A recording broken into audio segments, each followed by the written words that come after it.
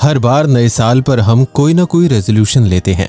कोई party plan करता है, कोई घूमने का प्लान करता है, तो कोई राजन जैसा भी होता है जिसके ना कोई दोस्त ना माँ बाप, पढ़ता है, कमाता है और अपना पेट खुद भरता है।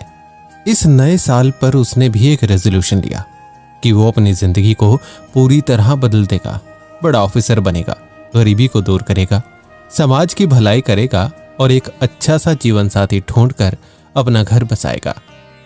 ये 31 दिसंबर की रात थी जब राजन अपने रेजोल्यूशन की तैयारी कर रहा था। आज उसने सोचा सुबह से ही रूटीन सही करना होगा, तभी सारी चीजें बराबर होंगी। 1 जनवरी यानी नए साल से राजन को जिम ज्वाइन करना था।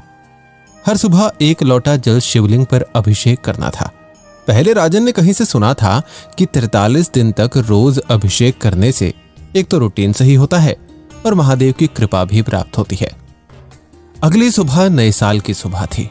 आज राजन 4 बजे उठा, वो हाथ धोया, फ्रेश हुआ और जिम में कसरत करनी शुरू कर दी। 6 बजे जिम से आया, नहाया, पहले पूजा घर पर की, आरती की और उसके बाद पास ही के शिव मंदिर में जाकर अच्छे से शिवलिंग का जल से अभिषेक किया। घर वापस आया, खाना बनाया और अपने कॉलेज के लिए निकल गया। कॉलेज के बाद वो एक दुकान पर काम करता था, ग्राहकों को सामान वगैरह देने का। इससे उसे थोड़े बहुत पैसे मिल जाते और उसका खर्चा निकल जाता। कॉलेज उसका फ्री था। अपने रेजोल्यूशन पर चलते हुए राजन को अभी 7 दिन ही हुए थे कि अचानक से रात को उसकी तबीयत खराब हो गई। घर पर कोई देखभाल करने वाला था ही नहीं, लिहाजा उसने घर पर ही रखी कुछ बुखार की दवाई ली और आराम करने लगा। लेकिन उसने ठान लिया था कि कुछ भी हो जाए वो अपना रूटीन खराब नहीं होने देगा। लेकिन शरीर इतना टूट गया था कि उसकी हिम्मत जवाब देने लगी थी। ढेरों बातें सोचते सोचते उसकी आंख लग गई। सपने में वो देखता है एक बाबा उसके माथे पर ठंडे पानी की पट्टियां रख रहे हैं और उसकी देखभाल कर रहे हैं। ये सुबह का समय था और अचानक उसकी आंख खुल गई। मोबाइल में समय देखा तो 5 बज चुके थे। राजन बोला, अरे बाप रे, आज तो लेट हो गया, जिम से भी लेट हो जाऊंगा, आज तो सारे काम 1 घंटा देरी से ही होंगे। फिर भी वो उठा, जल्दी से फ्रेश हुआ और जिम के लिए निकल गया। रास्ते में उसे एक बूढ़ा आदमी मिला जो उसे देखकर बस मुस्कुरा रहा था। राजन ने उसे इग्नोर करते हुए जिम में वर्कआउट करना शुरू कर दिया। लेकिन आज वो पहले से भी ज्यादा भारी वजन उठा रहा था। जिम का ट्रेनर उसके पास आया और बोला, क्या बात है राजन, आज तो ज्यादा ही पावर दिखा रहा है।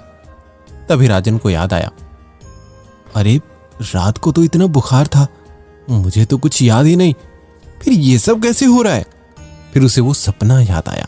उसे एहसास हुआ, हो ना हो, जो सपने में मेरे माथे पर ठंडे पानी की पट्टियां रख रहे थे वो स्वयं महादेव ही थे। उसने जल्दी से वर्कआउट खत्म किया, जल्दी से नहाया और महादेव के मंदिर पहुंचा। आज लग रहा था कि जैसे महादेव की प्रतिमा उसे देखकर मुस्कुरा रही थी। राजन ने आंखें बंद की। जैसे ही ध्यान लगाया, उसके कानों में एक आवाज गूंजी, राजन, तुम्हारे नित्य कर्म, भक्ति, आस्था और निस्वार्थ प्रेम से मैं अत्यंत प्रसन्न हूं।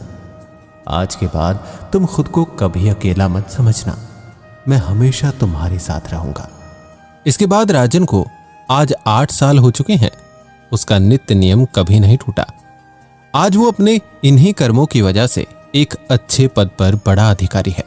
उसके पास सुंदर जीवन साथी है और 2 प्यारे प्यारे बच्चे। तो दोस्तों, जब हम अपने कर्म के प्रति वफादार होते हैं, भगवान में आस्था रखते हैं, तो वे हर पल हमारा साथ देते हैं। इसलिए नए साल पर सिर्फ रेजोल्यूशन लेना ही काफी नहीं है, ईमानदारी के साथ उसे निभाना भी जरूरी है। और अगर इस रेजोल्यूशन में भगवान की भक्ति भी हो तो मंजिल और भी आसान हो जाती है। ऐसी ही और भी प्रेरणादायक कहानियों को सुनने के लिए चैनल को सब्सक्राइब जरूर कीजिएगा। मिलते हैं अगले वीडियो में, तब तक के लिए हरे कृष्णा, हर हर महादेव, जय सिया राम।